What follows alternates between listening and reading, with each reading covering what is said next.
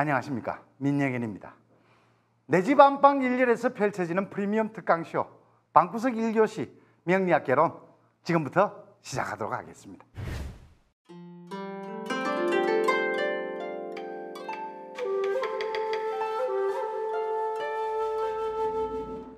지난 시간까지 이제 우리 명리학 개론 한다고 하면서 학술 이야기하고 이것저것 형이상학 이야기하고 이러고 있으니까 우리 시청자분들께서 도대체 명리는 언제 이야기할 거냐 이런 이야기들이 있으신 것 같아요. 그런데 실질적으로 해서 학문적인 어떤 세계는 사실상 굉장히 깊고 광범위합니다. 그걸 어느 세월에 제가 다 말씀드린다 하더라도 저번에 한번 그런 말씀 드렸죠. 명리라고 부르는 것은 실제로 동양 삼교, 유교, 불교, 도교 이런 종류의 학문적 이론과 세계를 거의 원용하면서 자신들에게 어떤 현실적으로, 자, 이때 현실적으로라고 하는 거는 사람에게 있어서 자신의 운명과 숙명이 어떤 식으로 전개될지 이것보다 더 궁금한 게 있겠습니까? 내가 앞으로 짝을 누구를 만날지, 또는 만나게 될 자식이 어떨지, 또는 어떤 또 세상에 나가서 어떤 직업을 가지게 될지, 이런 많은 것들이 여러 가지로 펼쳐지게 되는데, 이런 것들을 만약에 내가 지금 이해할 수 있다면, 또는 알 수 있다면 그보다 더 큰 일은 없겠죠. 그래서 이제 상수역학의 어떤 많은 그 학자분들이 시험 삼아 해보셨겠죠. 그렇게 해보는 과정에서 뭐가 나온다? 이 사람이 이 출생의 비밀이 있다. 출생의 비밀. 거기에서 만약에 어떤 절대적 어떤 신께서 계셔가지고 저 하늘에서 내가 널 그렇게 만들었어 이래 버렸다고 하면은 이것도 우리가 이해하기에는 어렵다 이 말이죠. 그런데 이제 역이라고 하는 것은 실제로 우리 역학을 이야기할 때 역은 무엇을 이야기하느냐? 이제 이 쉬울 역자기도 하면서 이 역자는 쉽다, 또는 바꾼다, 변역의 어떤 뜻도 있고, 그리고 변화하는 일상의 이 형상 자체도 날일자죠. 날일, 일자와 그 다음에 달월자, 1월을 상징한 것이다. 이렇게 이야기하는 경우도 있고, 그래서 불력, 바뀌지 않는다는 뜻도 또한 여기에 들어가 있습니다. 1월이 바뀌고 하는 것들은 변력의 뜻이 있으면은 하늘에 태양과 달이 있는 것은 바뀌지 않는다는 불력의 뜻도 있다 이 말이죠. 그런데 이런 역에 대해서 일반적으로 역은 역야라, 달력을 다룬 것이다. 달력을 우리가 추나추동 사시가 변화한다 아닙니까? 변화하는데 1년이 12달인 것은 바뀌지 않는다 아닙니까? 이 달력의 역자, 달력할 때 역자 아닙니까? 그래서 이런 역과 역의 어떤 상관관계 속에서 사람이라고 하는 것이 어떻습니까? 어느 해, 어느 날, 어느 시간에 태어났다라고 하는 게 이게 이제 출생의 비밀로 보인다 이 말이에요. 출생의 비밀로. 그리고 이제 이런 과정을 겪으면서 어쩝니까? 상을 보는데 대개 이제 우리가 상을 본다라고 할 때 천수상이라 해가지고 하늘이 뭔가 변화를 갖다가 이야기를 할 때, 하늘이 변화를 이야기를 할 때 하늘은 항상 그 변화에 앞서서 어떤 상징을 심볼, 어떤 조짐을 드러낸다 이런 의미입니다. 안 그럼 계절의 변화상이라고 하는 거는 낙엽이 하나 떨어진다. 이제 가을이 오는구나. 가을이 가는구나. 어느 나무 하나, 이게 이제 미리 보여준다. 하늘은 그 형상을 드러내서 미래의 일을, 앞일을 알려주는 것 같다. 이제 옛날의 어른들 같은 경우에는 똑같이 자연의 변화가 어떻게 일어나게 되며 이런 변화의 어떤 현상들이 일어나기 이전에 이제 우리는 뭡니까? 준비를 해야 되잖아요. 겨울이 오기 전에. 겨울이 오기 전에 따뜻한 거, 그 다음에 땔감도 준비하고 뭐 여러 가지 김장 담그는 이런 것들도 겨울에 배추나 채소가 얼어버리면은 못 먹게 되니까 이제 이걸 갖다가 해서 저장하는 이게 지혜 아닙니까? 결국은 삶의 지혜, 생활의 지혜 어디에 있다? 우리 1년 사시사철 변화에 바로 우리 생활, 삶의 지혜가 담겨 있는 거다. 제가 주요 계사전 이야기를 이제 그동안 몇 번 드렸는데 계사전 너머에 상전, 설계전, 서계전 해서는 여러 가지 이제 10익이라고 부르는 주위에 그 10개의 날개라고 합니다. 부록편에 그 나오는 똑같은 이야기 유비무환이라고 들어보셨지요? 유비무환 아마 웬만한 경우에는 들어보셨을 겁니다. 유비무환도 바로 그 역의 설명에 나옵니다. 사람이 대비를 하면은 걱정할 것이 없다.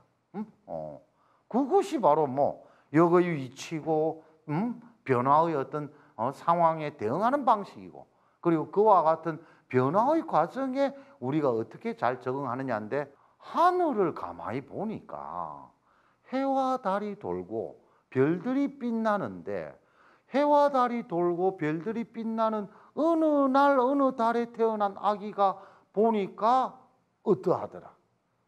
여기서 이제 오행과 주역의 기본 원리가 만나는 지점이 생기는데 우선 제가 사주부터 말씀을 드리면은 빅뱅 이후에 지구라고 하는 이런 행성에서 생명체가 살게 됐다는 것은 기적이다, 기적. 이거는 확률적으로 이런 기적이 있을 수 없다. 이런 식으로 이야기하는 걸 얼핏 어디선가 본 적이 있습니다. 그런데 그만큼 어떻게? 이런 어떤 변화 가운데서 지구라고 하는 생명체가 나왔고 그 속에서 다시 인간이 나왔고 그 속에서 누가? 나와 여러분들이 이 세상에 등장하게 된 거죠. 그런데 이제 내가 태어나는 그때 상황은 어떻습니까? 천상을 바라봅니다. 낮이고 밤이고 이거는 태양이 끌어왔구나. 달이 있었다 없었다. 금음때가 되고 보름달 때가 되고 그래서 이제 이런 어떤 그 과정 가운데 드디어 하늘의 별들을 보니까 뭡니까?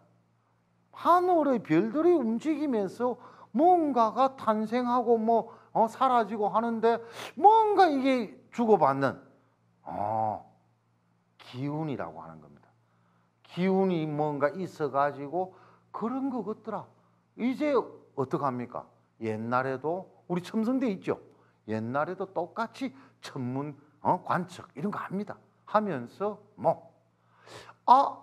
지구가 봄, 여름, 가을, 겨울 그리고 여러 날들의 어떤 변화 그런 와중에 기운의 상호 주고받음 이런 것들이 변화가 일어나는데 뭐와 관련되어 있다?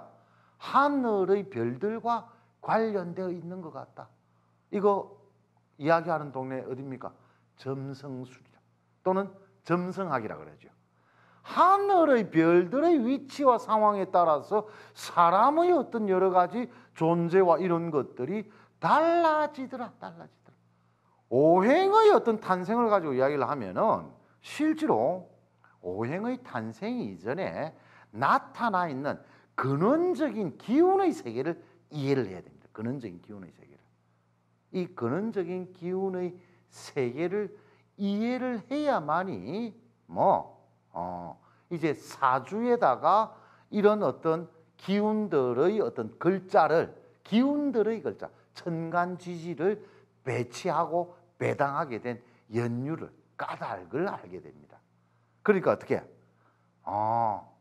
이제 다시금 오늘 실제로 역학 들어가려고 생각을 안 했는데 부득이하게 말씀을 드리지 않을 수 없는 것은 주여 계사전에 이제 드디어 세계의 구성을 말하는 대목이 나옵니다. 그게 역유태극하고 태극생양이하고 양이생사상하고 사상생팔계 하였다. 라고 하는 대목이 나옵니다. 여기에 뭐가 있다? 요 유자는 있을 유자죠. 있을 유자. 태극이 있었다.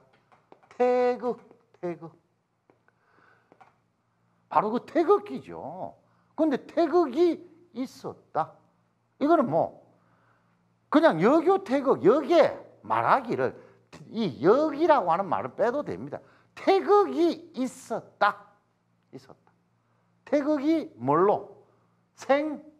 생양이하였다. 두 양자입니다. 두 양자. 그리고 의예어자.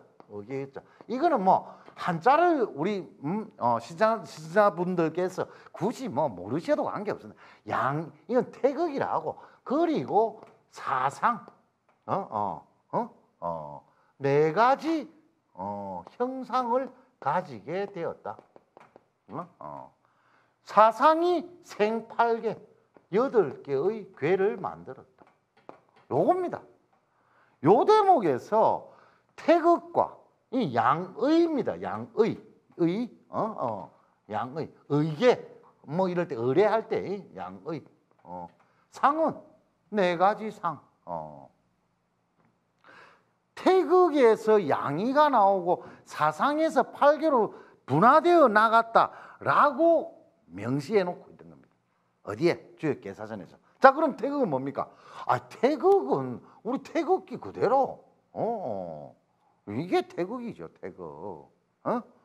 태극의 옛날 태극, 지금 우리나라 태극기는 옆으로 수평으로 나 있는데 원래 원태극의 형상은 요겁니다. 원래 원태극의 형상은 이렇게 좌우가 완전 대칭. 절대 대칭입니다. 이거 거의 완전 대칭. 태극의 문양 자체에 뭐가 있습니까? 빨간 거는 양이고 파란 거는 음이다 이 말입니다. 태극의 형상을 그대로 형상 자체가 뭐가 된다? 태극이라고 하는 이 형상 안에 이미 음과 양이 들어있다 이 말입니다. 음과 양이. 음과 양이라고 하는 것을 뭐 이걸 갖다가 이제 뭐 음과 양이죠. 이거 한자로 제가 씁니다만 한글로 써도 관계없습니다. 요거는 그냥 음과 양, 음양. 음양의 법칙은 이제 알잖아요. 남자는 양, 여자는 음양의 양이가 뭐였다? 태극이 여기서는 생하였다 하는데 실제로 뭐 굳이 생했다 안 해도 태극의 문양 자체에 음양이 들었고 이 양이가 나왔는데 이것이 뭘 생했다? 사상을 생했다네. 사상을.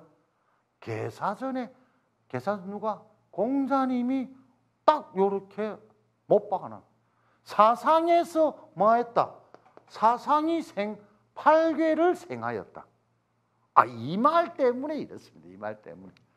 이것 때문에 실제로 이제 오행의 문제가 나오고 출생의 비밀, 사주의 이야기가 이것을 통해서 연결된다 이 말입니다. 인간의 어떤 존재가 뭐 어떤 식이냐 하면은 자 양이라고 부르는 이것을 가지고 뭐 음양을 양이라고 표현을 낸 겁니다. 음양을 두 개 아닙니까? 두 개. 두 양자거든요. 두 양자. 두 개를 양이라 음양이라. 그럼 뭐 태극은 곧 음양이라 간단히 이야기를 하자면은 음양이 곧 어쩐다 태극이라는 말인데 그 바로 태극은 그런데 숫자적으로는 태극은 일수를 씁니다. 음양은 이수를 쓰지요. 이건 두 개 아닙니까? 두 개에서 두 개로 분화된 것이 네 개고 이거는 8개라. 이런 어떤 수리적 진화를 이루어낸 것이다. 이렇게 바라봤다. 요 속에서 이제 우리 태극기를 간단히 설명을 드리면은 여기서 양이라고 하는 이것은 뭐냐 그러면 지금 음과 양을 여기 태극의 그림에서는 빨간색, 파란색으로 이렇게 나타냈는데 다른 방식으로 그러면 이걸 갖다 표현을 하려면은 옛 사람들이 여기서 희한한 방법으로 이걸 짝대기를 끄었네, 짝대기를. 긴 짝대기가 하나로 쭉 연결되어 있으면 이걸 양으로 본 겁니다, 양으로. 이 긴 짝대기 이걸 갖다가 명칭을 우리가 효라고 부릅니다, 효. 예? 양효를 긴 짝대기로. 중간에 뭐, 음은 음효라 그럽니다, 음효.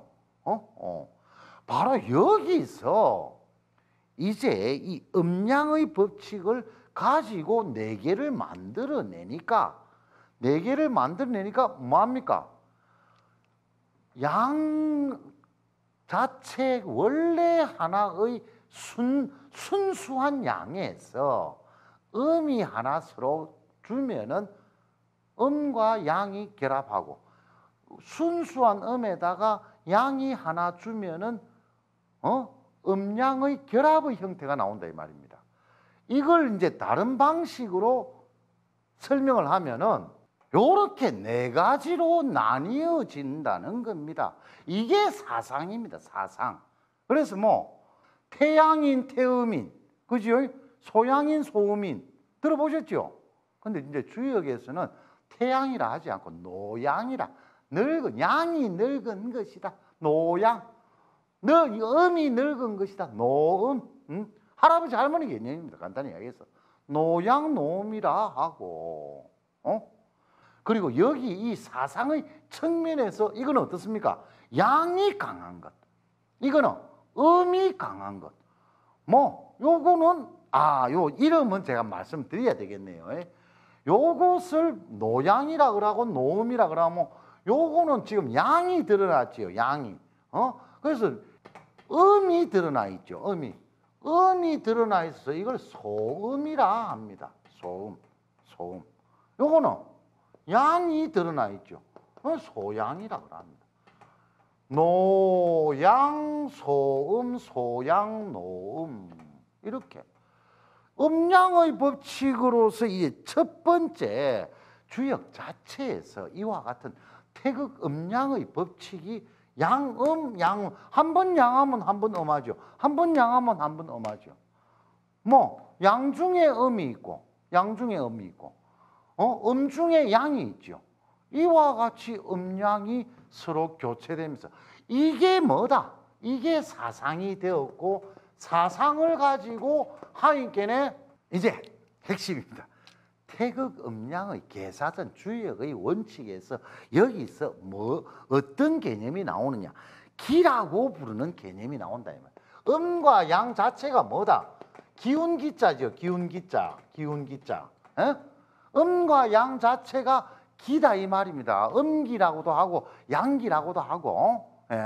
그래서 요거는 이제 명칭을 노양이나 노음 뭐 이런 식으로 하는데 바로 태극이라고 하는 기운 그것으로부터 음기와 양기가 나타나고 다시금 여기서 노양 소음, 소양 노음이라고 부르는 여러 기운들의 분화가 일어나서 이후에 8개가 나타나고 64개가 이루어지고 이렇게 진행되어 가는 것들은 또 차차로 말씀드리기로 하는데 오행은 금목수화토 가운데 이제 각각들이 이제 움직이게 되고 이렇게 해서 이제 주역에서 자체에서는 계사전에서 4개의 기운이 3개의 근원이 된다. 이래 이야기를 하는 겁니다. 그런데 우리 오행에서는 금목수화토이 5개가 있다 그러거든요. 4개하고 5개하고 이게 짝이 안 맞잖아요. 짝이.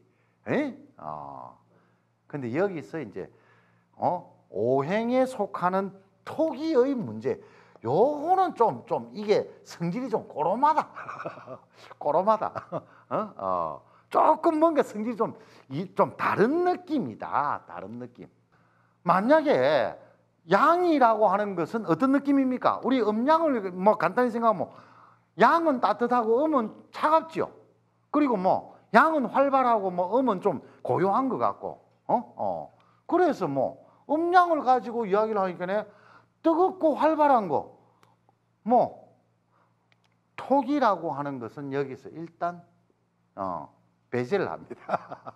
배제를 하고 하니까 노양에 적당한 거는 요거 아닙니까? 화. 그죠? 뭐 노음에 적당한 거는 요 놈이 노음에 제일 적당하다 이 말이죠. 자, 그러고 나니까 이제 금과 목 가운데 소양, 좀 양쪽에 가까운 거는 어느 쪽을 양으로 보는 게 좋겠습니까? 어느 쪽을, 이게 이제 금과 목은 둘 다 뭐 굳세다 이러면 굳셀 수도 있는데, 목은 이거는 뭐 생명체, 그죠? 물질. 이거는 물질. 유기물과 무기물 차이인데, 이 목이 소양으로 가게 되고, 금은 소음의 역할을. 왜? 이게 금이 겨울이나 이런 차갑잖아요. 냉랭하이, 뭐 칼 같은 거, 예리한 거, 서늘하다 이 말, 서늘하다. 뭐 나무는 봄날에 초목 아닙니까? 따뜻하다.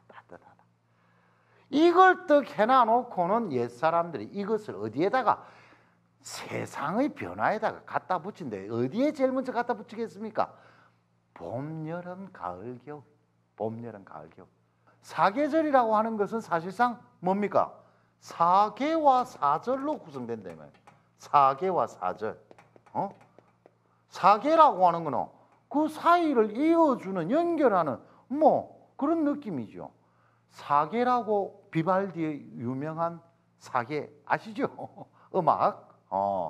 그 사계는 뭐냐, 각 사절이라고 부르는 뭐다? 춘하 추동. 여기서 춘하 추동 나누면 화가 뭐에 되겠습니까? 여름이 되겠죠. 그거 수능, 그럼 겨울이 될 것이고, 뻔한 게임이다 이 말이죠. 어떤 의미로 목은 나무인데 초목이 봄에, 그러면 이거는 금은 가을. 그래서 가을의 기운이라고 하는 겁니다. 이와 같은 것들을 어디에다가, 행성에다가 이름을 갖다 붙이기까지 하지요. 행성에다가. 이제 행성에다가 갖다 붙이고, 아까 말씀드렸다시피 어떻게 이 행성들이 돌면서 우리 지구를 지탱하고 있는 힘이 되고 에너지가 되니까, 우리 지구가 살아가는데 뭐가 필요합니까? 에너지가 필요하고, 그 에너지 기운들이 모여서 이것을 만들고. 자, 그러면은 이제 사주의 이야기로는 어떤 문제가 나옵니까?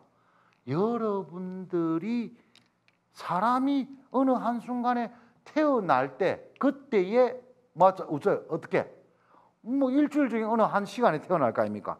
그때에 해와 달의 별이 일월의 어떤 상태가 있을 것이고, 일월의 상태가 있을 것이고, 그 다음에 오행성의 태양계에서 각자 자기의 위치가 있을 것이고, 그 변화가 어떻습니까? 뱅뱅뱅뱅뱅뱅뱅 돌아가는 거죠. 뱅뱅뱅뱅뱅뱅 뱅뱅뱅뱅 돌아가고 있는데,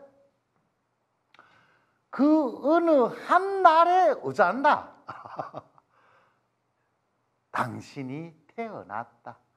그리고 인신이 축신이 해삼는 시가 이제 배당이 되는데, 인시나 축시나 이와 같은 배당의 문제는 이제 어쩝니까?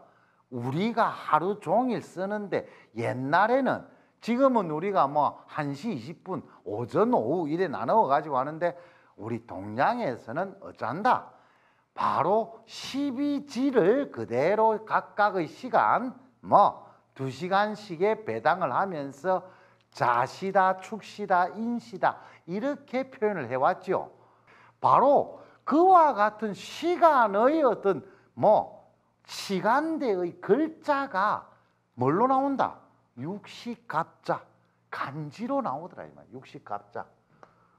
육식갑자 중의 간지로 결정이 되더라. 언제가? 어느 한 날의 어느 한 시간이 누구?